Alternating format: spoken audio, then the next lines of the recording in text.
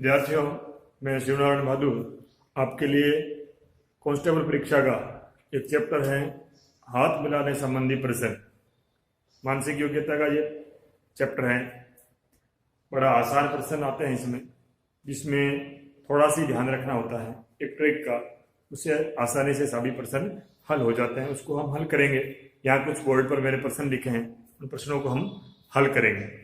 जैसे पहला प्रश्न है, एक पार्टी में 3 व्यक्ति हैं तथा प्रत्येक व्यक्ति एक दूसरे से हाथ मिलाता है, तो पार्टी में कुल कितनी बार हाथ मिलाए जाएंगे। अब देखो, मैं पहले आपको इसको कॉन्सेप्ट समझा देता हूँ। ए, बी और सी, ये मान लो 3 व्यक्ति है। ये तीनों एक दूसरे से हाथ मिलाते हैं, तो ये ए बी सी मिलाता है और बी ए से मिलाता है। ठीक है, आपका ए सी सी मिलाता है, ए सी सी मिलाता है और सी ए सी मिलाता है, और ये आपका सी बी सी मिलाता है, बी सी सी। ठीक है, अब देखिए, एक बार ये हो गया, बी और सी ने हाथ मिलाया। एक बार ये हो गया, ए और बी ने हाथ मिलाया। एक बार ये हो गया, आपके ए और सी ने हाथ मिलाया। कुल कितनी बार हाथ मिलाए? 3 बार। कितनी बार हाथ मिलाए? 3 बार। अब 3 बार हो ना, तो हर प्रश्न में इस प्रकार हम डायग्राम तो बड़े प्रश्नों में बना नहीं सकते, तो इसका क्या सूत्र है, किस प्रकार की ट्रिक अपनाएं कि हम ऐसा प्रश्न, बड़े से बड़ा प्रश्न हल कर लें। तो इसके लिए ये करना है। यहां कितने लोग थे? 3 लोग थे। कितने लोग थे? 3 लोग। 3 से ए कम कर लो। 3 से ए कम कितना होता है? 2। इसमें 2 का भाग लगा दो। 3 दूनी 6, 6 में 2 का भाग लग गया, कितना हो गया? 3। तो हाथ मिलाने वाले प्रश्नों में आपको ये करना है कि कुल जितने व्यक्ति हैं पार्टी में, किसी शादी समारोह में, पार्टी में, जहां भी, तो उससे ए कम करके गुणा करना है, और फिर जो गुणा आए उसका आधा करना है, तो उतनी बार हाथ मिलाएंगे। समझ आ रही है बात? मान लो यहां इस 3 की जगह आदमी होते 6।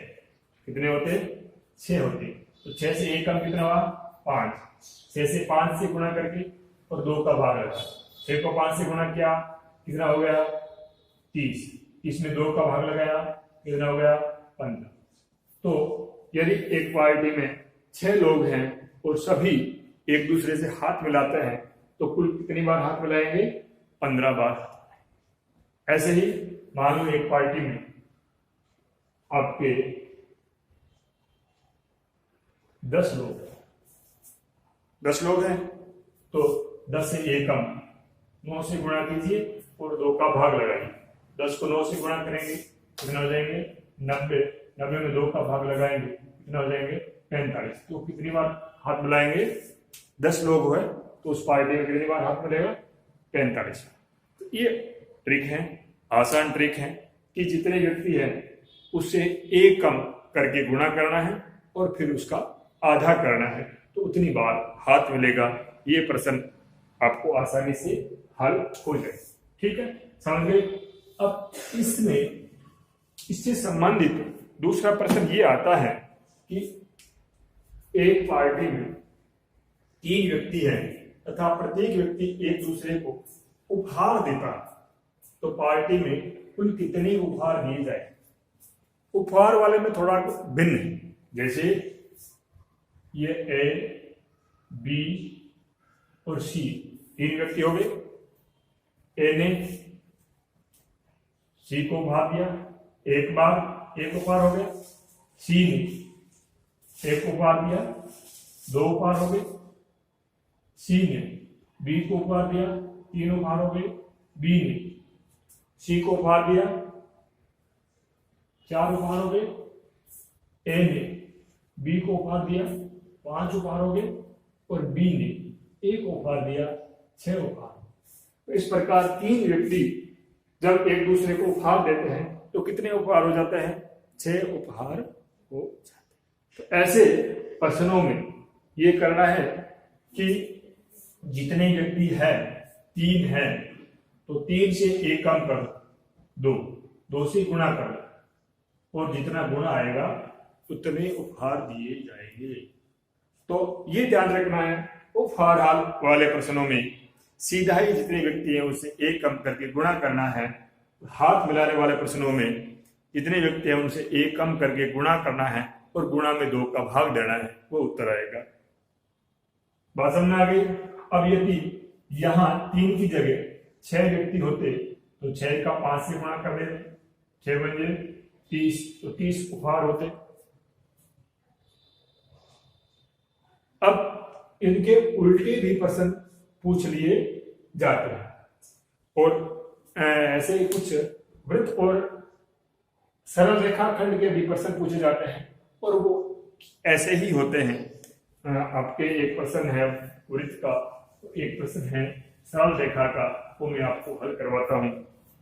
जैसे यहां प्रश्न लिखा है 3 वृत्त आपस में अधिकतम कितनी बार काट सकते हैं? वृत्त बनाइए। ये 1 वृत्त, ये 2 वृत्त और ये 3 वृत्त। अब देखिए कितनी बार काटा है? 1, 2, 3, 4, 5 और 6। दिख रहा है ना? 3 वृत्त है तो कितनी बार काटा है? 6 बार काटा है। ये उपहार देने वाले प्रश्नों के समान संख्या होती है। उपहार देने वाला प्रश्न होता है ना, उसी के समान यहाँ इसमें उत्तर होता है। 3 वृत्त है तो 3 से 1 कम करके गुणा कर दो, उतनी बार वो अपने आपस में अधिकतम काट सकेंगे। कितने हो गए? 3 वृत्त है तो अधिकतम 6 बार वो काट सकते हैं। 5 वृत्त है तो 5 का 1 कम 4, अधिकतम 20 बार वो काट सकते हैं। ठीक है। 10 वृत्त है तो 10 का 1 कम 9, 90 बार अधिकतम वो काट सकते हैं। ये हुआ आपका वृत्त संबंधी प्रश्न। तो ये सब हाथ मिलाने वाले प्रश्नों के ही पूरक प्रश्न है और ऐसे पूछ लिए जाते हैं। अगला प्रश्न है कि सरल रेखाएं आपस में अधिकतम कितनी बार काट सकती है?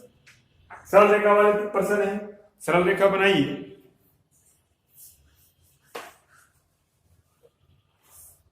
ये 1 सरल रेखा, ये 2 सरल रेखा और ये 3 सरल रेखा।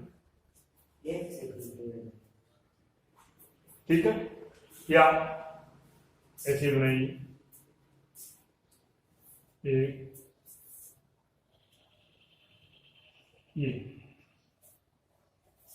3 सरल रेखा। तो ऐसे 3 सरल रेखाएं अधिकतम कितनी बार काटती हैं?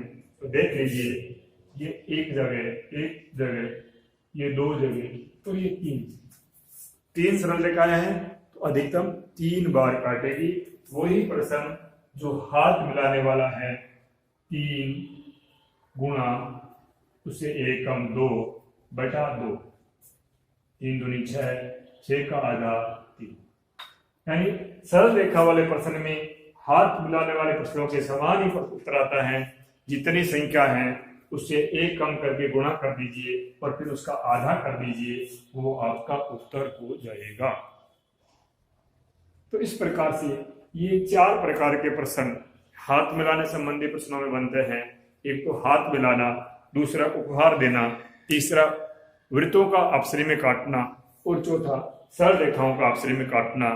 तो हाथ मिलाने और सरल रेखा वाले प्रश्नों में 1 कम करके 2 का भाग लगाना होता है और उपहार देना और आपके वृत्त वाले जो प्रश्न हैं उनमें जितनी संख्या उसे 1 कम करके गुणा करना होता है। तो ये प्रश्न है। अब आगे इसके उल्टे भी पूछ लिए जाते हैं। जैसे एक पार्टी में कुल 6 बार हाथ मिला गए तो पार्टी में कुल कितने व्यक्ति हैं? पार्टी में कुल कितने व्यक्ति हैं? अब 6 बार हाथ मिलाए गए, आप इस प्रकार से भी कर सकते हैं। 6 किसका गुना होता है? 6 3 गुना 2 का गुना होता है, ठीक है। 3 गुना 2 कितने होते हैं? 6 होते हैं। तो अब इसमें बड़ी संख्या क्या है? 3 है। तो 3 का दुगुना करना होता है आपको। 3 का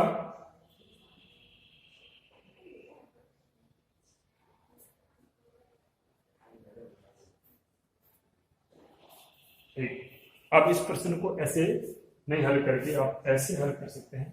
इस प्रश्न में एक सूत्र बनता है, वो होता है n गुणा n-1/2, ठीक है। और n गुणा n-1/2 बराबर आपके हैं उत्तर 6। इसको 2 को उधर ले जाएंगे तो n गुणा n-1 बराबर 6 दूनी 12, ठीक है। अब इनका गुणा कर लेंगे तो ये n² हो जाएगा माइनस n हो जाएगा बराबर 12 हो जाएगा। n² बराबर 12 प्लस n, 12 प्लस n हो जाएंगे। तो 12 में ऐसी कोई संख्या रखें जिससे वो वर्ग बन जाए, जिससे क्या बन जाए? वो वर्ग। तो ये निकटतम वर्ग क्या होगा? 12 में 4 रखेंगे तो ये पूर्ण वर्ग 16 बन जाएगा। और 16 का वर्गमूल क्या होगा? 16 का वर्गमूल 4 होगा। इस प्रकार से उस पार्टी में कुल कितने लोग हैं? 4। ये ऑप्शन से हल आसानी से हो जाता है, लेकिन ऑप्शन नहीं है तो इस प्रकार से आप इसको हल कर सकते हैं। अगला प्रश्न ऐसा ही है कि एक पार्टी में कुल 12 उपहार दिए गए, तो पार्टी में कुल कितने लोग? हाथ मिलाने वाले में n गुणा n-1/2 करते हैं, उपहार वाले में n गुणा n-1 करते हैं, बटा 2 नहीं करते हैं। बराबर कुल कितना है?